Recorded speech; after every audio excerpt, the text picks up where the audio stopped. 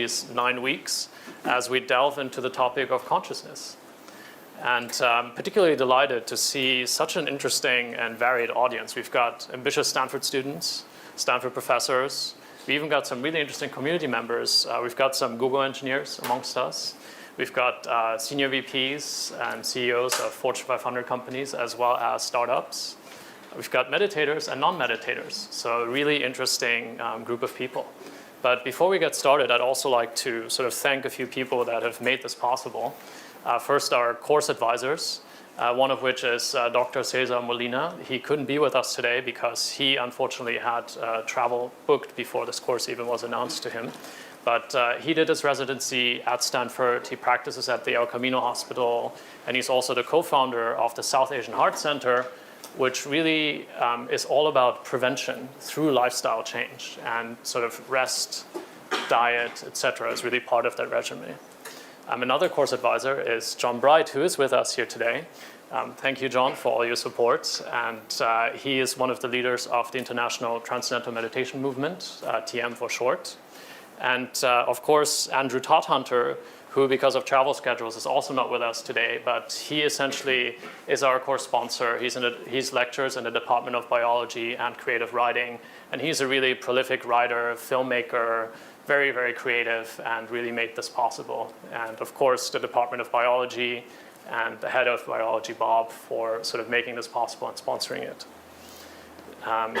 So let me cover also, actually, let me also thank the Stanford TM group for sort of their support, helping market this. And you guys are awesome. Thanks for always showing up for group meditations. So thank you for your support as well.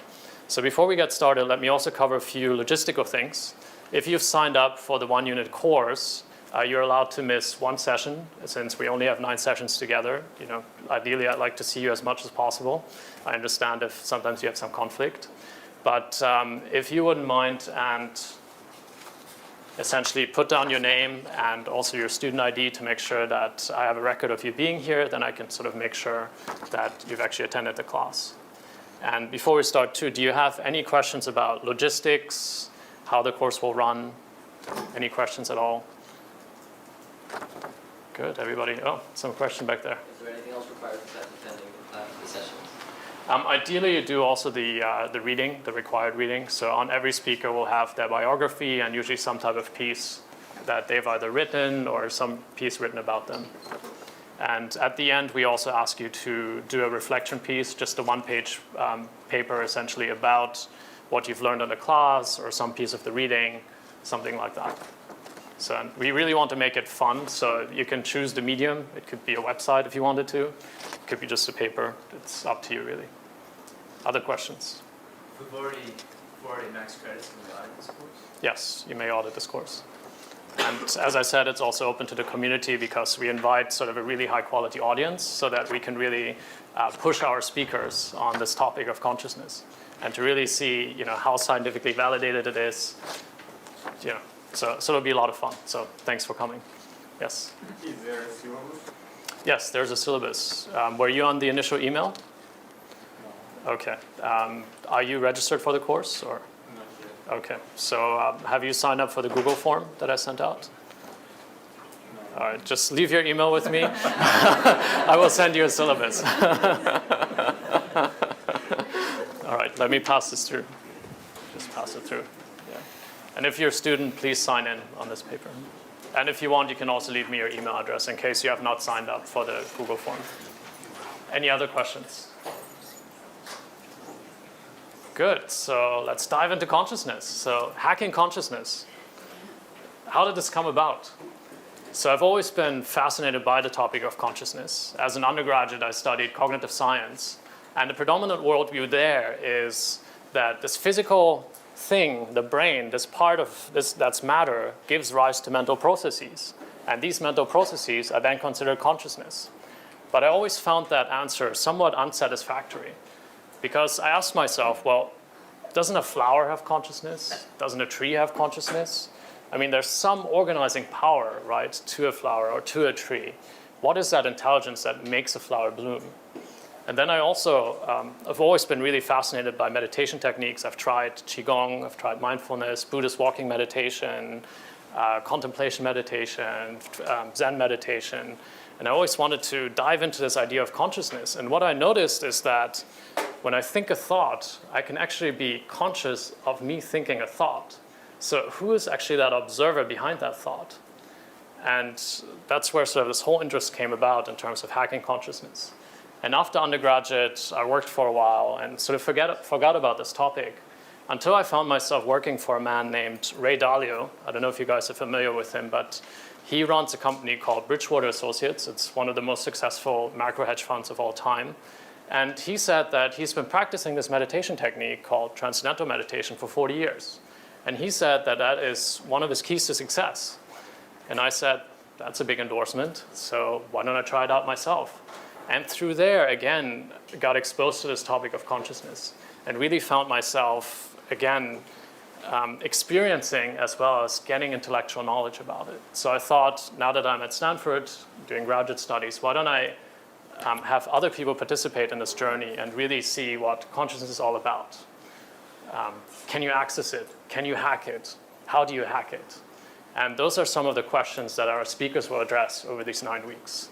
Which brings me to Dr. John Hagelin, who's our esteemed guest today. I could probably spend 5 minutes introducing his background, but I won't do that. So I'll just mention some highlights. He is one of the most cited quantum physicists of our time. He has written over 100 research publications about SOAR. He has done groundbreaking research at both CERN and SLAC, our very own SLAC. He's been part of many movies, including movies like What the Bleep Do We Know, has had many TV appearances, and this list goes on and on. So I'd rather just have you hear from John Hagelin himself. So please give a warm applause to Dr. John Hagelin.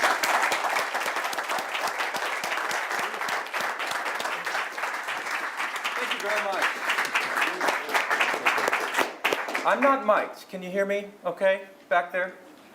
It was great to be back here. Sunny. Campus looks wonderful.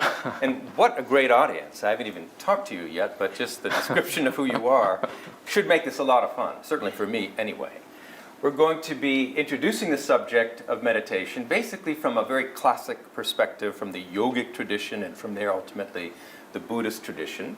And in the context of that, talking partly from the standpoint of a fundamental physicist, what consciousness is, or at least what we think it might be, and ultimately experiential access to it. Consciousness, I'd have to say, is really self-hacking. But how do you hack it? So in the process, I'm also an astrophysicist, or a half-astrophysicist. I like to always spend a moment locating ourselves in the structure of the universe. And here, of course, are the, I almost said 8 planets. I grew up with 9. It's a sad story. And here they are in proper relative size to each other. They are certainly spaced farther apart than they look like in this. And our solar system is a pretty marvelous example of a solar system. We tend to be quite fond of it. It is our own, and we do live here. That's what Saturn looks like Jupiter, a gas colossus, a hydrogen and helium star, about 500 million miles from the sun, about that distance from us as well. And it doesn't take much of a telescope in your backyard to see that incredible jewel out there like that. This is the ice world of Neptune, now the last, the 8th of 8 planets. That's what the noonday sun looks like from Neptune. It's a little like Iowa in the winter. You don't get much of a suntan there. And that's our solar system. Of course, we're living in a galaxy, the Milky Way galaxy, with about 400 billion suns. Most of those, we think, with some kind of a planetary system, not all. And in this sort of island universe, in this rather flat or pancake shape, and within our Milky Way galaxy, which is that stripe, you can probably see, the sky is good enough here that on a clear night you can see it, incredible things happen, like stellar explosions called supernova, which are responsible, the final last gasp in the life of a star that can result in this kind of cataclysmic explosion during which the heaviest elements get cooked, like gold and platinum, anything heavier than iron, thrown out into space, contaminate space, with heavier elements, because it really started as hydrogen and helium after the Big Bang. And from those heavier elements blown out into space, new stars form and planets form. Not just gas planets like Jupiter, but the Earth made of dirt, silica, iron, etc., all come as remnants of supernova explosions. Our bodies, comprised of things like oxygen, nitrogen, carbon, were not cooked during the Big Bang. They were cooked in stars and then blown out into space from where our planets and our bodies were ultimately taken. If you take your backyard telescope and take it away from the plane of the Milky Way, out in the direction of deep space, and if you have a good telescope, you see this. You see more galaxies than stars. And each of these galaxies, remember, has several hundred billion suns. And you kind of get in a state of awe, a kind of a state of wonder. What enormous intelligence is this? What incredible creativity. What are the laws that govern it? And that's one of the quests of science and astronomy, all science actually, to understand the fundamental laws governing the universe. So that's it for outer space. We're going to spend the rest of our time looking at inner space, the structure of reality at deeper and deeper levels. That means, in the language of physics at least, smaller and smaller space-time scales. And one of the things we've learned, one of the most important things we've learned from the last 100 years or more of physics, is that the universe is structured in layers of creation, from superficial to fundamental, from macroscopic to microscopic. And that inward exploration started at a very surface level, 300 years of classical mechanics dedicated to the study of macroscopic matter, but turned about 90 years ago towards the exploration of the deeper world of the atom, atoms and molecules, the world of quantum mechanics. And what we discovered is a little surprising and probably not what you learned in high school, maybe what some of you have learned in college. And that is that the atom is not a billiard ball and not a solar system in miniature. In high school, they maybe say that, well, the sun is like the nucleus and the planets are like the electrons orbiting the nucleus. It's a quaint picture, but it has absolutely nothing to do with reality. It serves no purpose, and it doesn't work at all. So quantum mechanics is a whole new language, a whole new logic, a whole new mathematics that is subtler, more expansive, more profound, and appropriate to describe physics at this more fundamental level. Very soon, physics went on to discover the atomic nucleus, to explore the nucleus and the fundamental particles that comprise the nucleus, quarks and leptons, and a whole new language was needed for that. Not a radical departure, but a substantive departure called quantum field theory, which is the marriage of Einstein's relativity with quantum mechanics. Again, though, a whole new formalism, a whole new mathematics required.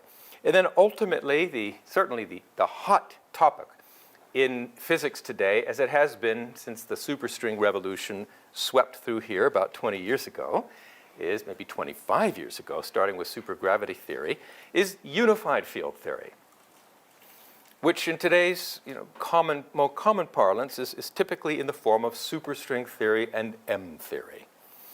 These theories are very exciting for reasons I really wish we could get into in great depth. I'll mention a few things.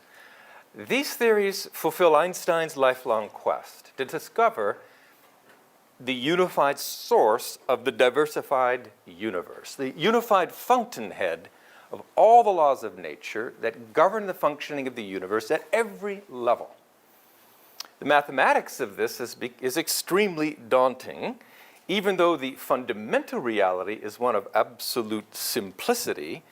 The mechanics of the expression of that fundamental unity into the diversity of the laws of nature is a rather complex, very nonlinear process involving self-interaction in a very non-trivial way.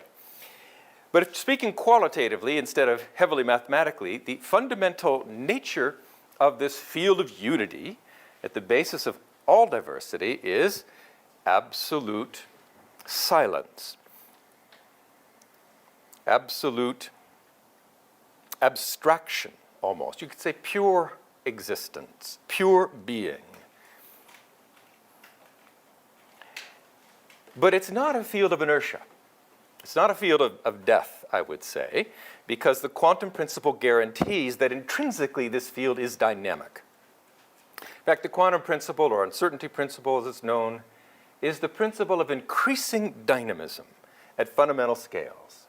The same reason nuclear power is more powerful than chemical energy, even though in some respects it's very similar, but it operates at a level that is 1,000,000 times smaller, and therefore operates at a level of nature's dynamism that is 1,000,000 times more powerful.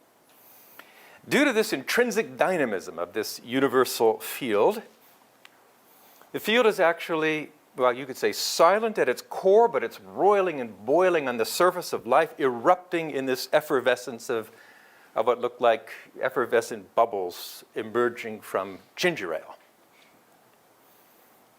That's sometimes called zero-point motion. These days it's called, or vacuum energy. These days it's called dark energy, because it's this type of activity that is driving the universe today in this ever-accelerating expansion that has been relatively recently discovered.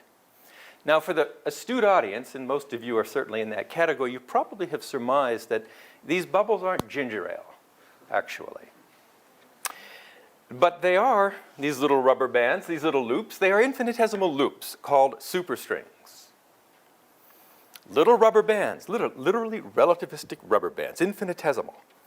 And I know it's kind of depressing for those who are seeking the ultimate nature of reality to conclude that after all these years of profound philosophy and scientific research, we've discovered that the core reality of the universe is a rubber band.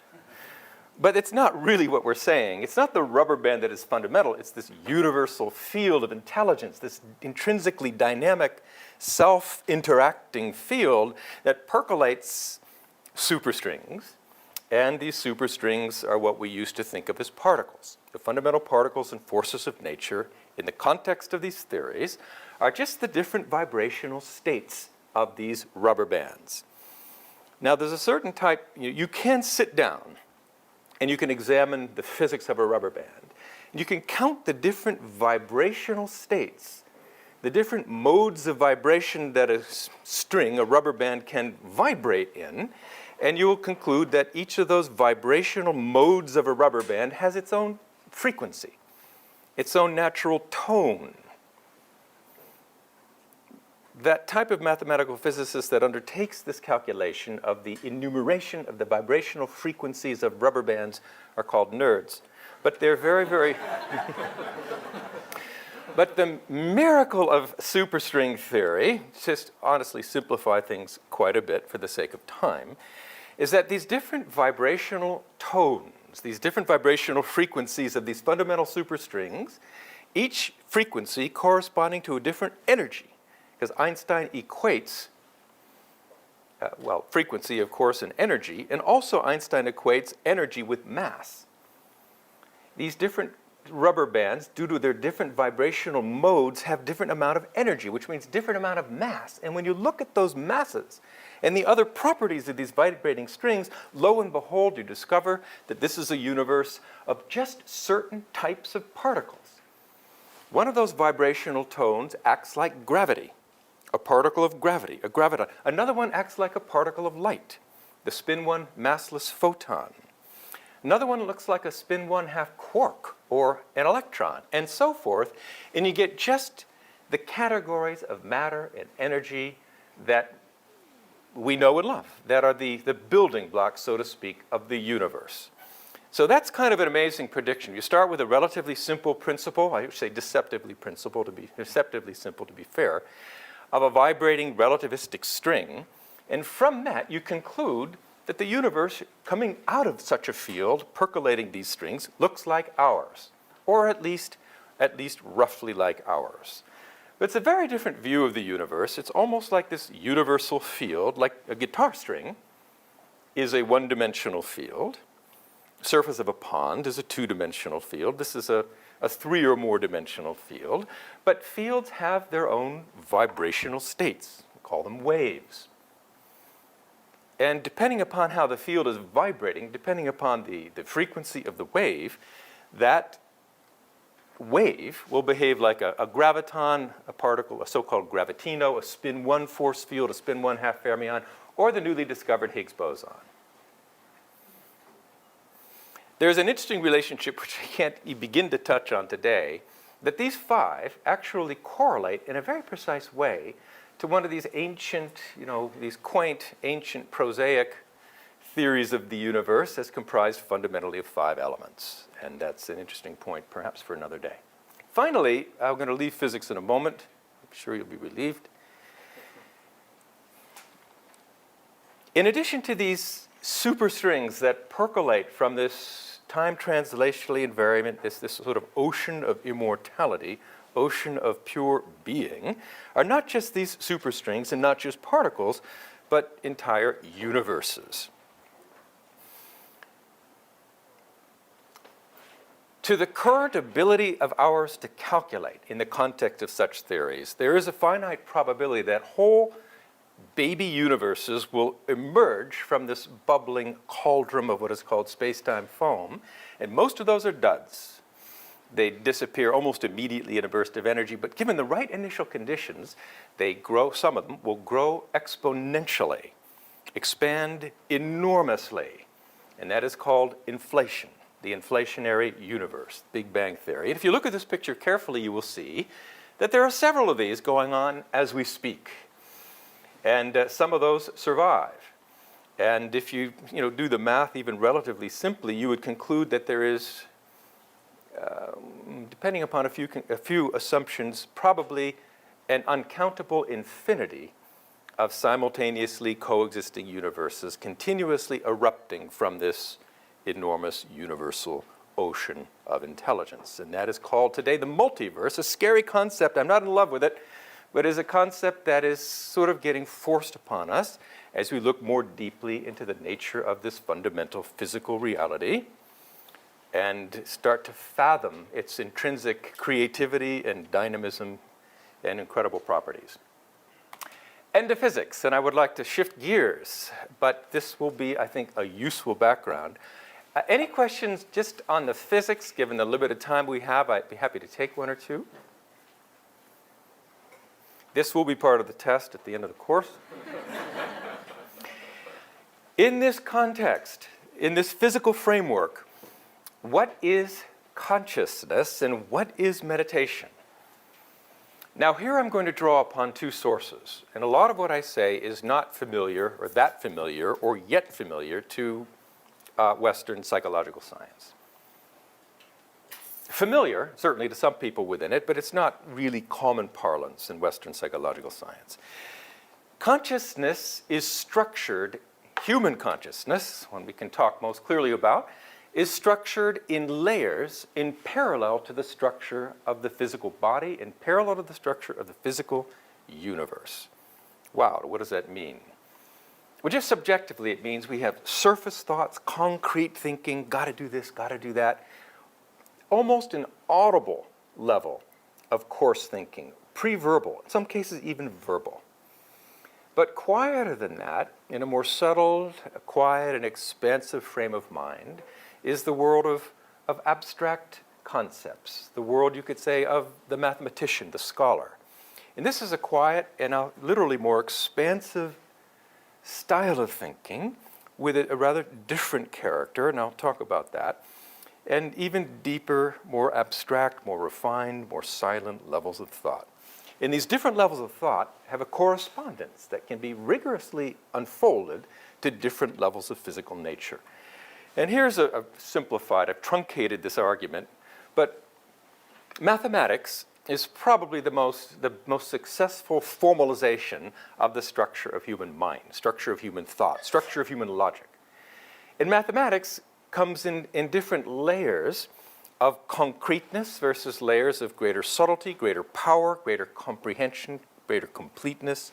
And if we just, to make this idea familiar, and it probably is to some of you, we can start with the natural numbers, the counting numbers, 1, 2, 3. These are the numbers we learn first. These are the numbers that have most concrete meaning and most concrete relevance in practical living. You go to the store, you buy 3 apples, not pi, not the square root of -1, but 1, 2, 3 apples. And that's its own numerical framework. Interestingly enough, if you add one more element to it called 0, you go from the natural numbers to the whole numbers. Not a big deal, you wouldn't think, but it's kind of a big deal because the whole numbers are more complete. It's a more powerful numerical system. There are things about the natural numbers that are true but unprovable. Once you add the so-called additive identity, 0, you can prove things about the natural numbers that were always true but unprovable before because your numerical system didn't have sufficient power. All this power is at the expense of some concreteness. The number 0 is just a bit more abstract than the number 3. A bit more abstract. You don't go to the store to buy 0 apples, and it's not a number people that use so much, unless you're an accountant or something, they use so much in day-to-day living.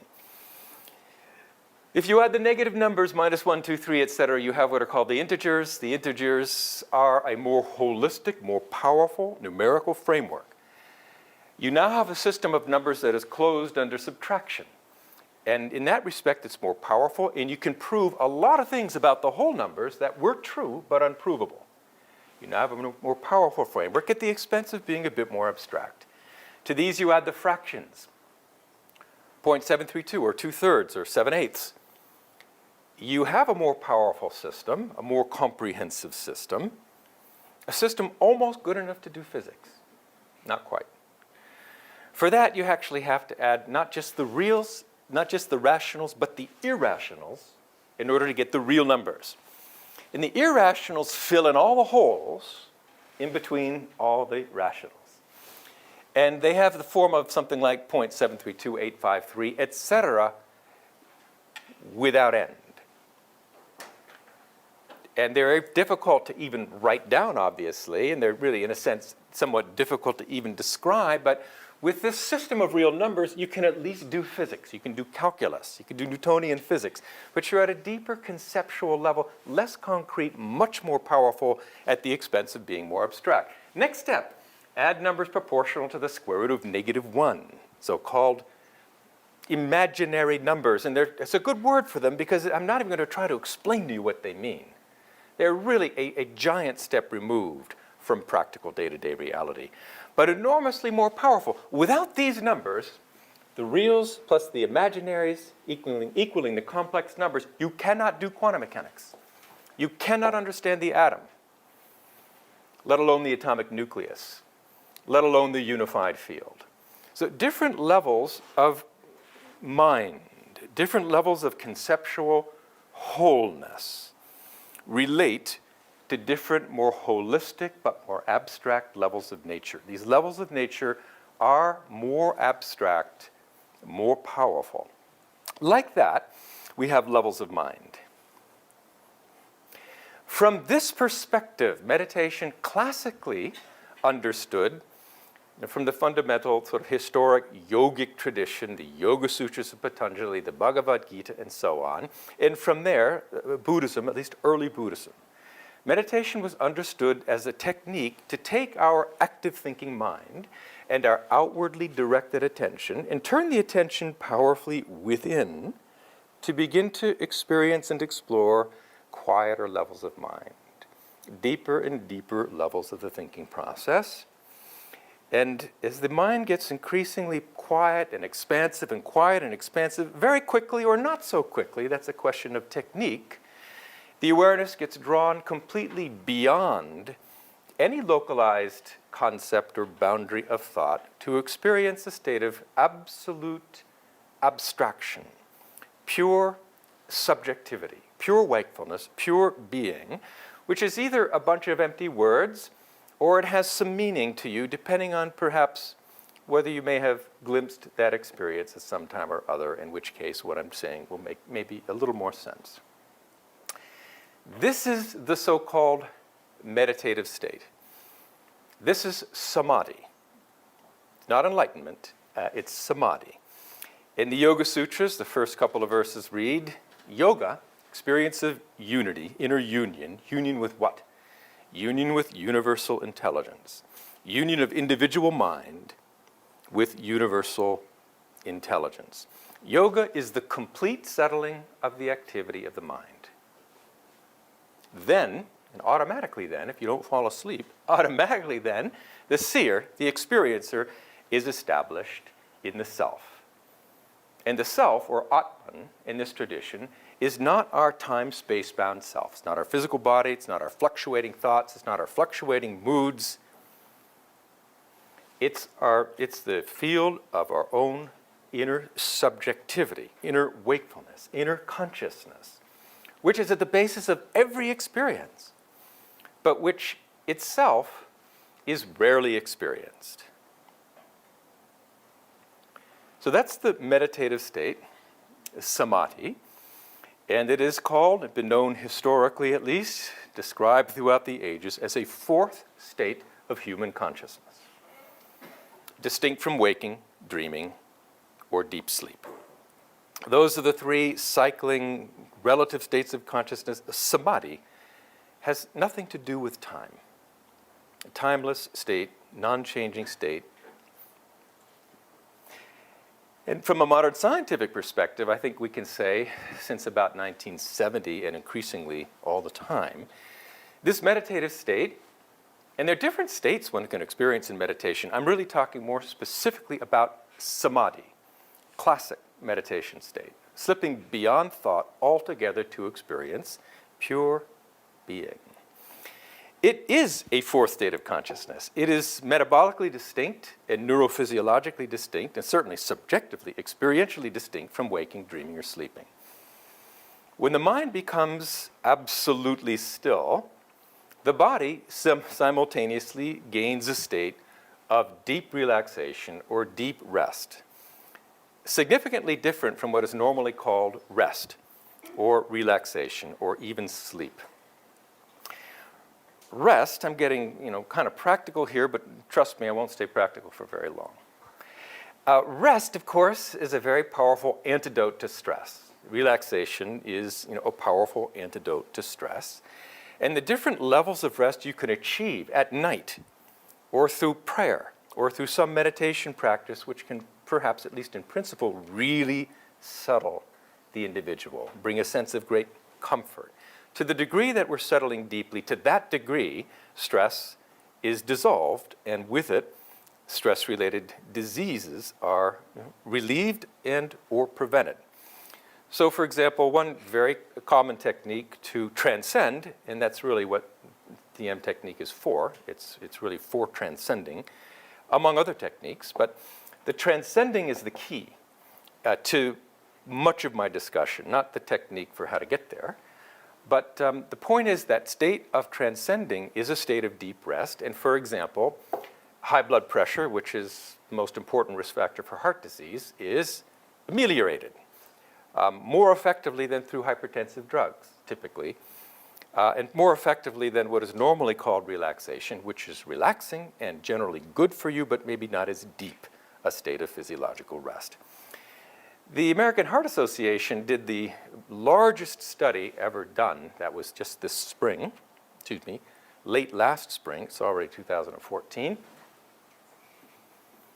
And they looked at all kinds of alternative approaches to reducing high blood pressure and heart disease. And it was the best. The early research was done at Stanford. A really excellent meta-analysis of many, many hundreds of published studies was done here. But the AHA just did another gigantic study, and they concluded, and have a formal policy statement, that doctors should prescribe transcending, it mentioned specifically TM, for patients with blood pressure over 120 millimeters of mercury, which I suspect is a great many of you. Bottom line, when it comes to heart attack, I'm going to get off this subject of health soon because it's kind of common sense. Most diseases caused by stress or complicated by stress. If there's a really effective way to get rest deeper than sleep, deep rest at will, it seems plausible that you can unwind stress more effectively than mere sleep, which helps enormously but doesn't always completely do the trick. And so this is a very interesting study, 9-year longitudinal study, random control assignment study funded by the NIH, which was just published in the last couple of years, showing a 2/3 drop in heart attack, stroke, and death in 2 random assigned groups, both at risk of heart disease. Both groups took their medicines. Both groups supposedly stuck to their dietary and to their exercise regimens. The actual compliance with those was pretty poor. And one group, though, added transcending 20 minutes twice a day to their regimen. And that group, that was the only difference, experienced a marked drop in heart disease. That was big news. There's more to health than heart disease, and according to Blue Cross Blue Shield and their own statistics, transcending is a very effective antidote to every category of disease on which they keep statistics, which is every category of disease. The only disease that wasn't reduced was childbirth, which is arguably not a disease. The meditators were having just as many babies. And you put that all together, this is my last health-related slide. Stress and fatigue cause wear and tear on the system over the course of a lifetime. And when you really stay up and cram for an exam, maybe several nights in a row, you'll start to feel the effects of aging, and most of that will go away when you finally get some rest, but it does leave a mark. Deeper rest of transcending starts to really diffuse deeply seated stress. And the result of that is people who do this regularly take, say 20 minutes twice a day, which is typically what an adult recommended for an adult. And your biological age, your cardiovascular age, and other ways that doctors can tell you how old you are, even if you lose your birth certificate, find people are about 12 to 15 years younger than their chronological counterparts, just from meditating. Now, a lot of other things you can do to improve health and longevity, but this is the easiest for sure. All right, I am an educator and more interested in the brain and brain development. And here I just have a couple of important things I think to say. Remember, from the perspective of today's talk on meditation, and there will be others, because there are different things you can do when you sit and close your eyes and practice a meditation program for different types of results, and even for different reasons. And there are many ways to use the mind. There are many ways to develop the mind. Mathematics is one thing. Anything you study is going to develop your mind and your mental abilities, at least in specific respects, specific ways. So there are many things you can do to develop the mind. What I'm talking about today is in the classic sense of meditation, as defined, for example, in the Yoga Sutras, is taking the awareness as efficiently as you can, beyond thought. And this is an automatic process. The idea, you think about it, well, how am I going to quiet the mind completely? Forget it. It's just a matter of technique. If nobody ever told you how to go to sleep, you may, never fall asleep if you're there watching television all night long. But if they say, look, turn off the TV, lie down like this and do that, and you'll probably fall asleep. It's like that with meditation. There's certain conditions you set up, certain simple techniques with the mind you can do, and find the mind being just lured, being just kind of sweetly lured to these deeper and deeper levels of mind, which are so fulfilling. They're so intrinsically charming, so kind of fascinating that your mind just goes there. Just give a taste of the direction.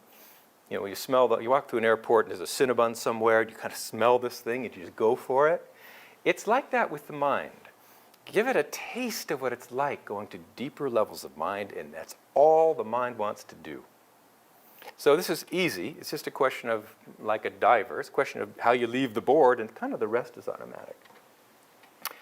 Different levels of mind: surface, active, concentrating mind, quiet states of self-reflection, and beyond thought state of being. Each of these has a completely different style of brain functioning. The electrical activity of the brain, the activity can be studied in many ways. EEG is a good approach to meditation because things change by the moment. If you use something like PET or SPECT or MRI, fMRI, things, you can capture things that are happening slowly, but the EEG provides a window of things that are changing very fast. The whole signature of active thinking mind and concentration focus is a lot of cognitive processing, a lot of high frequency, high amplitude gamma. In a meditation technique that focuses more on a state of quiet self-reflection, self-observation, so called in the scientific literature typically open monitoring, mindfulness is a very common, popular form of this type of quiet self-reflection, and there are versions of that too. But it's a completely different state of mind in this active, concentrated, cognitive processing state, and then slipping beyond mental activity altogether, beyond mind, to experience consciousness, has its own very interesting physiological state. So different levels of mind have their own levels of neurophysiological activity. And the signature for this meditative state, for transcending, for samadhi, is this a state of very high amplitude alpha coherence. Here's a picture of the whole brain, front to back. And you see something that's quite unique to the meditative state, or to samadhi. You see, the entire brain, during experiences of the transcendent, the whole brain is functioning in concert, in a highly integrated, highly coherent, almost synchronous fashion. If you process this mathematically, and you look at what's going on in terms of the coherent functioning of the brain during relaxation versus samadhi, they're quite different. This is somebody with an eyes closed, relaxation, and these different dots, or where the electrodes are placed on the scalp, to look at the electrical firing of the neurons within the brain. And occasionally you see a bar connecting neighboring points measured on the scalp. And that means those 2 points are talking to each other. Those 2 parts of the brain are functioning in a correlated fashion. There's some kind of coordination, there's some coherence in there, but not a whole lot. And in the meditative state, this is the same person. 3 months later, they've learned to meditate. This is during the meditation experience. The whole brain is basically functioning in a completely integrated way. And that's remarkable for a brain guy, because you don't see this in waking, dreaming, sleeping, hypnosis, anesthesia, or any drug-induced state that I'm aware of. This orderly brain functioning is not only philosophically or interesting from the neuroscientist perspective, but it's actually very useful, because orderly brain functioning, what's called global EEG coherence, and we all have some coherent. You would not be in this room today if there were not some orderly, coherent activity taking place in your brain. But that orderly brain functioning, and the extent of orderly brain functioning, translates to orderly thinking. Orderly thinking translates to orderly speech, coherent speech, and translates to coherent, purposeful, effective action. Typically that means fulfilling action. But this orderly brain functioning, according to research, correlates with increasing IQ. Really? Increasing intelligence. Wait a minute. Or increasing academic performance. Learning ability, short-term and long-term memory. Creativity, according to tests. Alertness, moral reasoning. Psychological stability, emotional maturity. Everything good about the brain, it turns out, depends on its orderly functioning. And as an educator, I've taught in many places, the idea, the reality of having something you can do, any student can do, any adult in a nursing home can do. That was a very interesting Harvard study on the institutionalized elderly with TM and what happened to their memory, longevity, health. But the fact that there is something you can do that increases intelligence and creativity, and all measures of intelligence that are used within the field of education today are highly statistically significantly improved by transcending. That's fairly remarkable. It would have maybe been considered impractical, because everybody knows the brain, forges new connections and learns things very quickly, but sometime in the 30s, certainly by my age, you have this precipitous and disastrous loss of raw intelligence, the pruning of the brain. But now we know, and we've known now for probably 15 years, that the brain is so plastic and so malleable, so capable of forging new connections and learning fundamentally new things, really, throughout life. But the problem with the brain, they also say, is it's use it or lose it. And it's the use of the brain in a very creative educational environment that will develop certain competencies that you did not have before. And it's this, specifically, it's the utilization of the entire brain in a highly integrated way that correlates with intelligence, creativity, more than anything else. So that makes this idea of experiencing samadhi and then increasing the orderliness of brain function, not just during, because who cares, but after meditation, is a very, very significant finding. This is a stressed brain. A few walking around campus, everywhere for that matter. And what stress does is really the opposite of what we really want in terms of brain functioning. Challenge is a good thing. Overwhelming challenge that causes stress and induces a fight or flight response is not a good thing. That kind of stress shuts down the prefrontal cortex, the higher brain, which is responsible for our higher human functions, judgment, planning, moral reasoning. And under chronic stress, unfortunately, and certainly parts of the world are under chronic stress. I think general life can be under chronic stress. Chronic stress shuts down the higher brain chronically. And to the extent the higher brain is shut down chronically, it's not developing, fails to develop properly. And if it doesn't be developed by the age of 25, it's not going to develop at all. And because of this pervasiveness of stress, this is something the Surgeon General has also been promoting recently, we have an underutilization of the full resource of the human brain.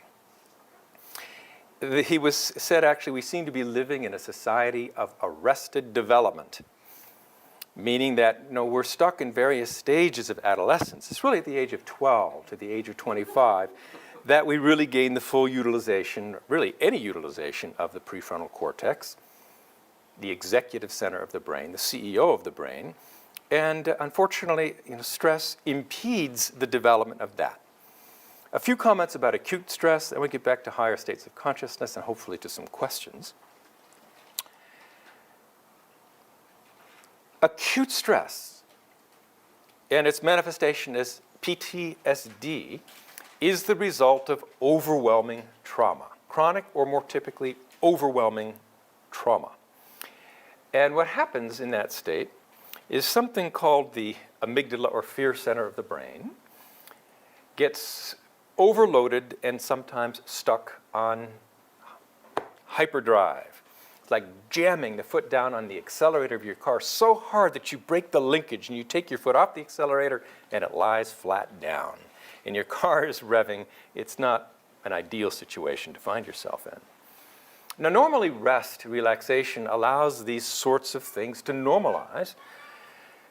But unfortunately for somebody often who's had that kind of trauma, the normal rest of sleep does not get rid of that constant hypervigilance and insomnia. And the tendency, because the fear center, if there's interest, we'll talk about it more, fear center is on constant state of vigilance so that everybody, everything, every circumstance is perceived instinctively as a threat. And you're constantly, because of that, in a state of fight or flight. What's really exciting is some of the recent research that's been done shows that the deeper rest of samadhi, this meditative state, calms, it effectively deactivates the amygdala. And in about 40% of the subjects in these studies that are funded by the DoD and by the Veterans Administration are relieved of most of their symptoms after one meditation. It's like you have a computer that's gathered all kinds of crud, and somebody finally somebody says, when's the last time you rebooted your computer? So I haven't rebooted it for months. I just put it to sleep at night. So that person will unplug your computer for you, whatever, and reboot it. And what happens is you get a complete reboot. You're resyncing the whole system, refreshing the whole system. That's what samadhi, it's like that's what it does. It resets, resyncs, almost reboots. It's like you come out of this completely new. It's like everything, like a good night's sleep, but more so incredibly fresh. You still owe $3,000 to the bank, but you're completely fresh. You have a whole new perspective and a whole new capability of dealing with it.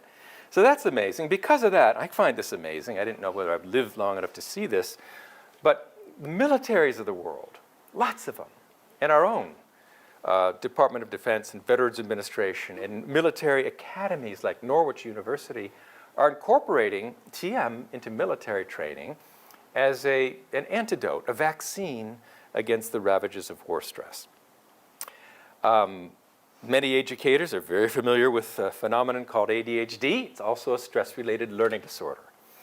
And the research calming or restoring balanced brain functioning and integrated brain functioning, the research is really impressive. That the very, very deep rest, it's probably more than just the deep rest. That helps dissolve the angst and the stress that tends to fuel this condition. But it's the resynchronization of the brain and the reintegration. It's the higher brain, the prefrontal cortex, that controls our attention. It's the controller of the attention. It's the executive of the brain. And if that part of the brain has been shut down, a person has very little control over their attention. These kids are bouncing off the wall. The first question you might ask is, are they going to be able to meditate? Even close their eyes? Instinctively, the teachers would say no. But, you know, an efficient technique for transcending, which starts the mind just traversing in the direction of more expansion, more happiness, more satisfaction. These kids are just gone.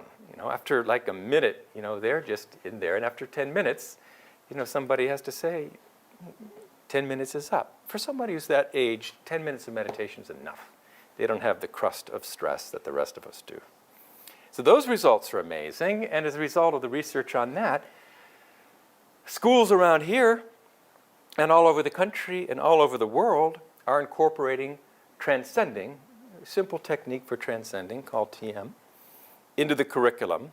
And we're talking about 1 million students now at 350 schools. I did not think this would happen. 3 years ago, I would have said, you know, no way. I'm kind of an optimist, but when it comes to schools and parents and religion, you have to really make a solid case for this, that it's not a religious practice. It may have religious or spiritual implications, but that's not what the kids are taught.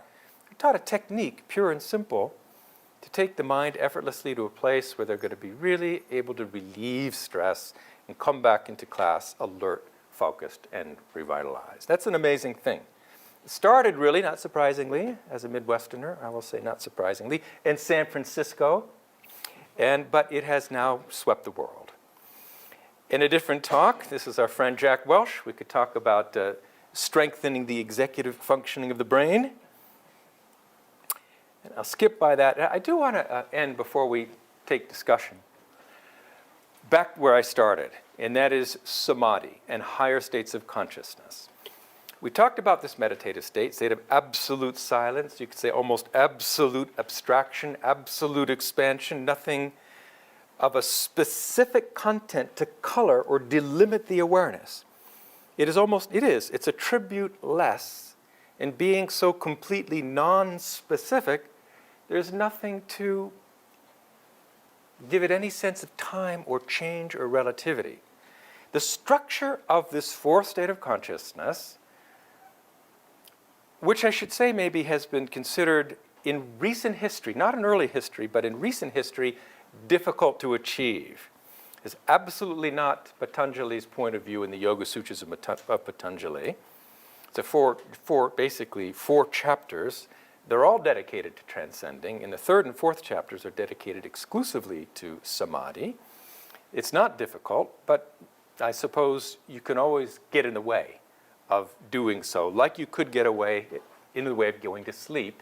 If you really, squirm and struggle enough, you won't fall asleep. It's really like that, in a sense, with transcending.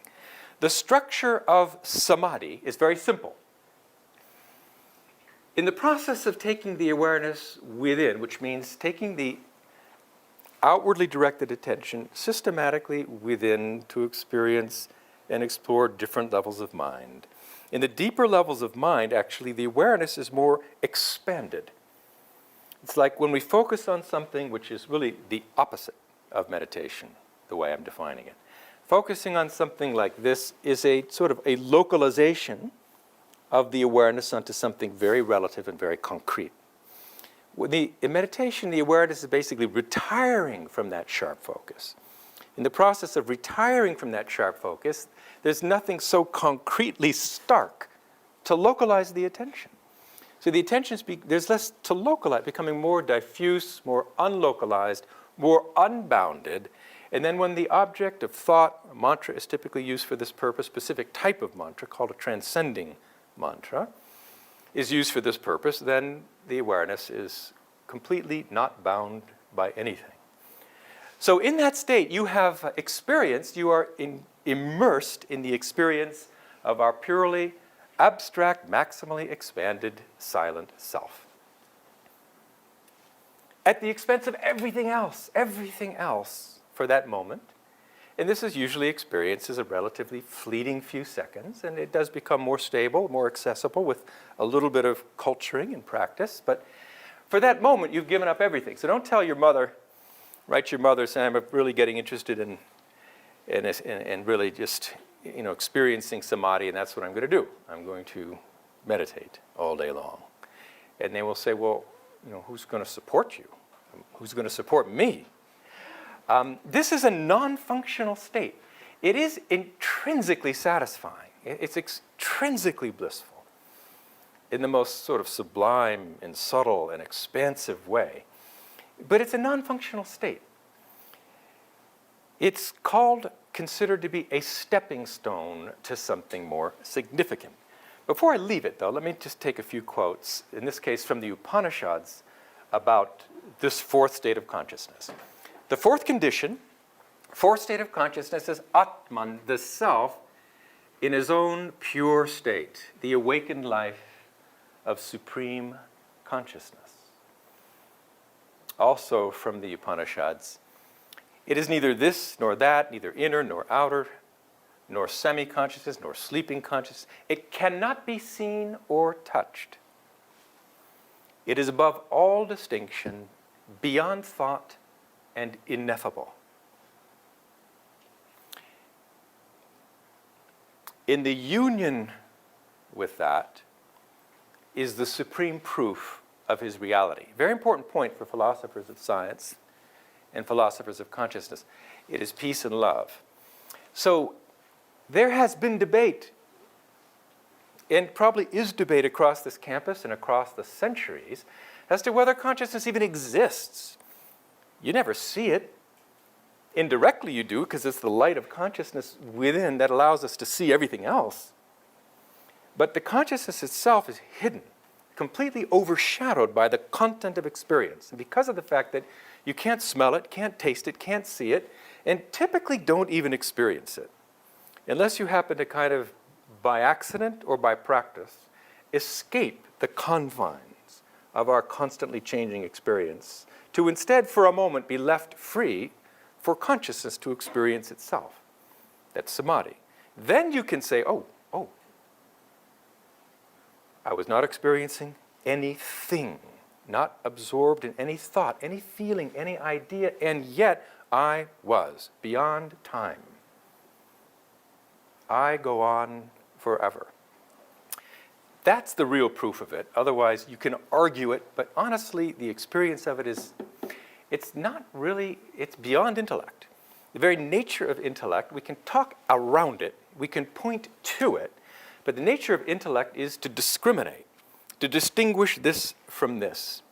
It is dual by its nature, by drawing distinctions. Whereas consciousness is just pure unity.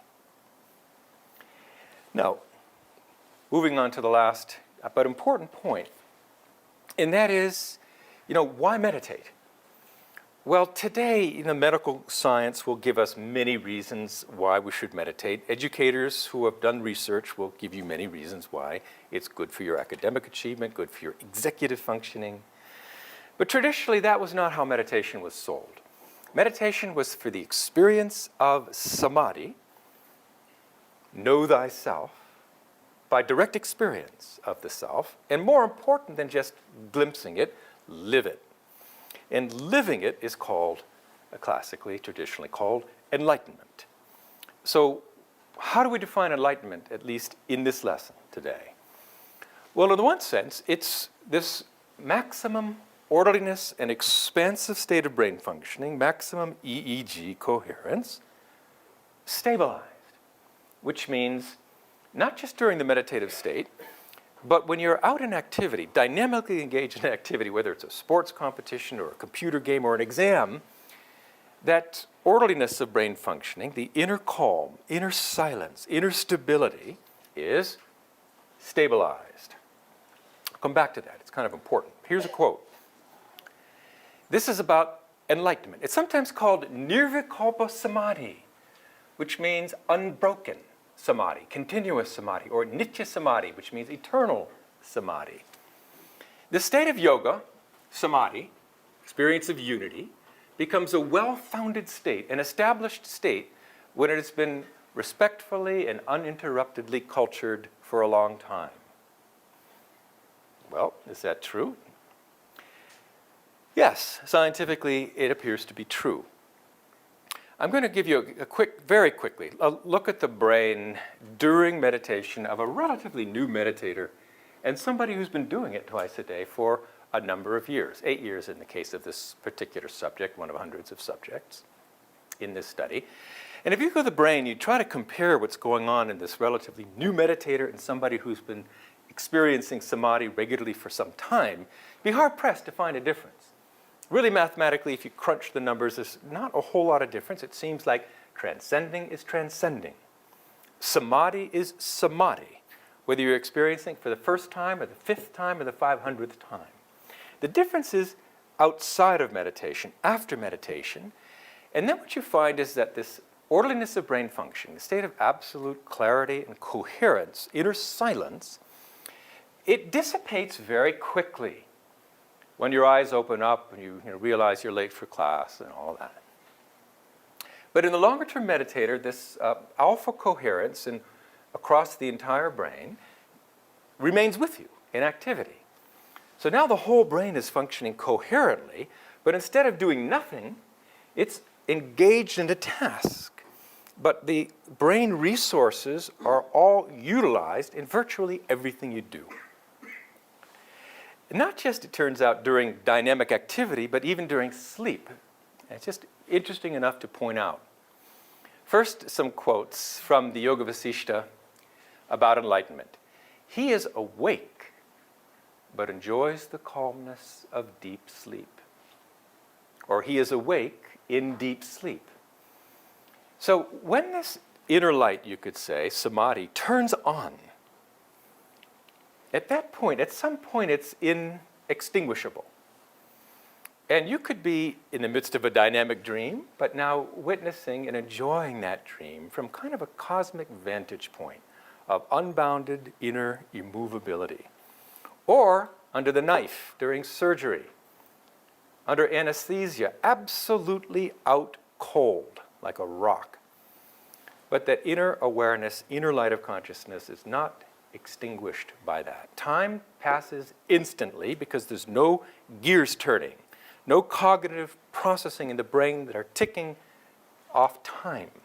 So that's a very quick process of going in and going out, but during that whole time, the continuum of the unboundedness or universality of the self persists. And that's what the research shows in longer-term meditators, that during the high amplitude delta waves of deep sleep, superimposed is the high amplitude alpha coherence of samadhi in one state that you could call enlightened sleep or witnessing sleep. A couple more points about enlightenment because it's a very important subject. I may not get to see you again during this short course. Why is it called liberation? Self-realization. Self-realization because by direct experience, you realize the core nature of the self as basically beyond time. If that's the nature of the self, huge, expanded, universal, cosmic, to really know that with any confidence, experiencing it until you get it. But liberation means something a little bit more. It's a Buddhist term, but I think it's a very accurate term to be used in this type of description. Let's look at the structure of enlightenment. In the state of enlightenment, you have the inner experience of absolute silence. The self is established within itself. as a silent witness to the dynamic change blowing on the surface of life.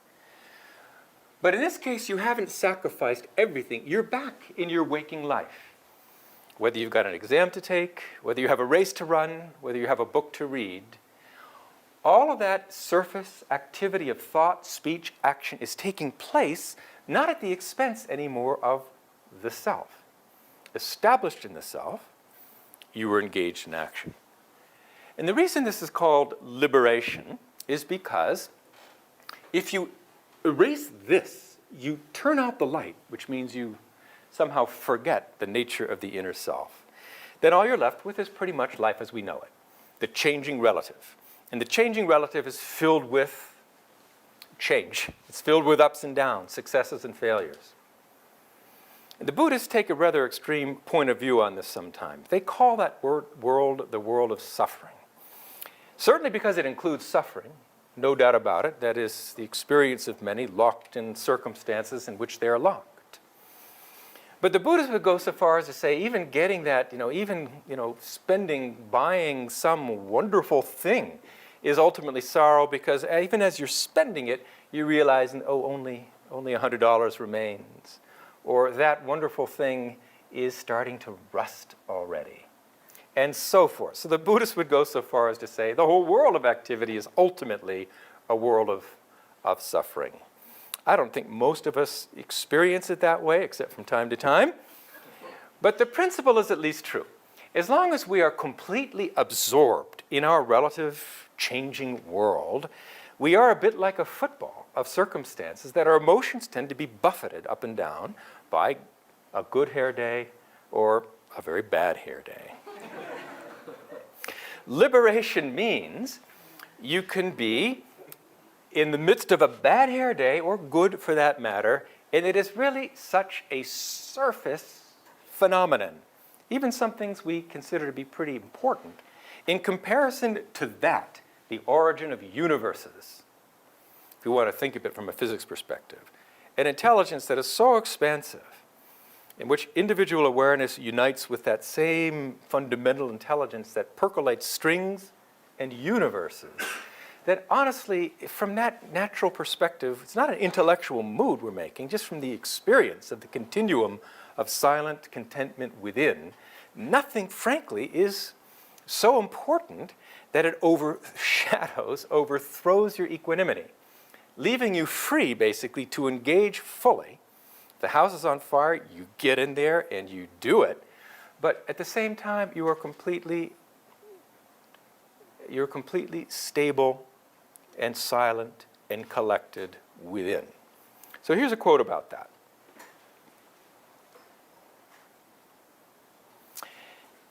In this state of permanent samadhi, he is in his own being, pure, never changing, never moving, unpollutable, and in peace beyond desires.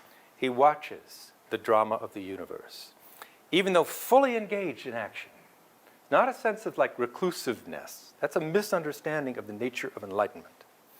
Fully engaged in action, he does not act at all. And this is a Buddhist quote, quite recognizably so. Established in the self, one overcomes sorrows and suffering. There's one last point I want to make. Do I have time for one last point? This idea of thought or intention having power. It's this idea we can't seem to get rid of. Does thought have power? When I was growing up, it was the book called The Power of Positive Thinking. Anybody old enough to remember that book? More recently, it was The Secret. But if you look back throughout even scriptural history, this idea that intention has some kind of manifesting power has been with us for a long time. Well, of course, we know to some degree intention has manifesting power. It's our intention and our motivation that gets us out of bed to go and achieve what we have to achieve. So, of course, mind, has power, but this means something different. The idea is just holding the intention has some strength of its own, some manifesting or precipitating strength of its own. I was the token scientist chosen to go on on an Oprah show, which is about this very popular book. And I said, yes, I would come, but there's something about the book I don't fully agree with, and I feel obligated to explain it. Otherwise, you're going to have a lot of frustrated guests, a lot of frustrated viewers. I said that, the secret, there in the book you'll see testimonials which I believe are valid. These are sincere testimonials of miraculous results.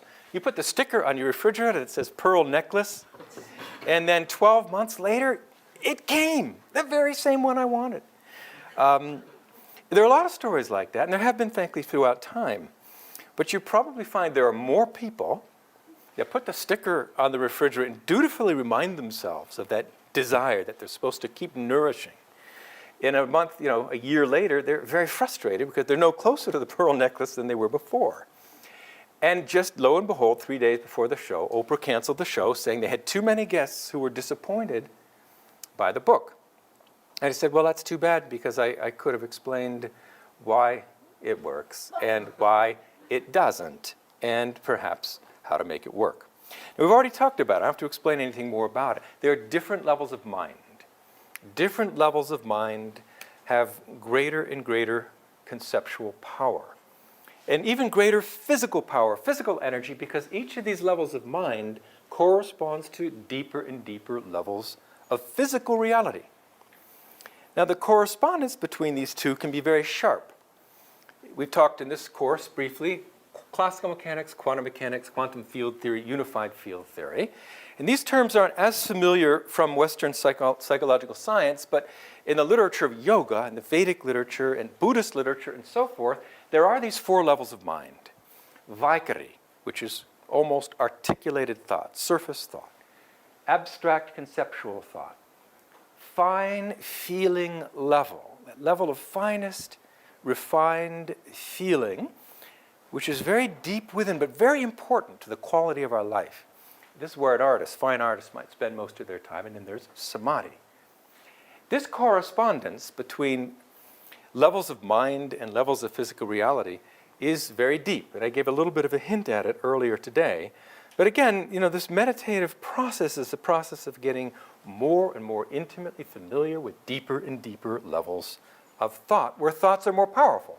So somebody might ask me, I've certainly been asked many times, does prayer have power?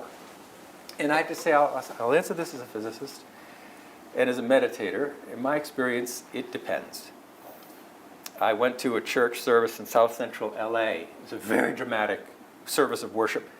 And people were actually leaping around and shouting out the name of God. And it was kind of exciting, on a surface level. It was really kind of an exciting experience. But there are deeper, I think, more profound traditions of worship where you might go and experience God's presence at a fine level of feeling, and perhaps you have a more pervasive effect on the physiology, maybe the environment. And then there's the idea, I won't call it prayer, but from a religious perspective, you might think of it as prayer, taking the mind beyond thought to identify with universal intelligence on the level of pure being. That's the level from where thoughts emerge, first as a fine impulse, and then take up more concrete shape as they work their way through the machinery of thought. But it's at that level where a mustard seed, this is a tiny impulse of thought, could, I suppose, in principle, move mountains. So the secret behind the secret, I'd have to say, is transcend. I'm going to stop there. A provocative statement was made by one very impressive person, is that life begins not at 40, thank goodness, where I've already missed it, 50, not even 60, but life really begins at enlightenment. And what that means is that enlightenment is when we are permanently aware of the field of pure life, pure awareness, pure vitality. And until that experience, we're living, in a sense, indirectly only the experience of consciousness, the experience of life, as it is reflected in our experience. But the field itself, which is absolute contentment, absolute expansion, is missed. So in one literal sense, at least, the field of life becomes accessible momentarily during meditation, during samadhi. becomes accessible permanently, even during sleep, even during anesthesia, God forbid that becomes necessary. Permanently established in the self comes from regular immersion, alternated with activity. Regular submersion in the self, alternated with, and that's all it takes. And it takes a little time, but it's not a thing to be impatient about, because the very process of meditation and tasting it brings benefits really from day one. So that's what I want to convey today. Thank you. For more, please visit us at stanford.edu.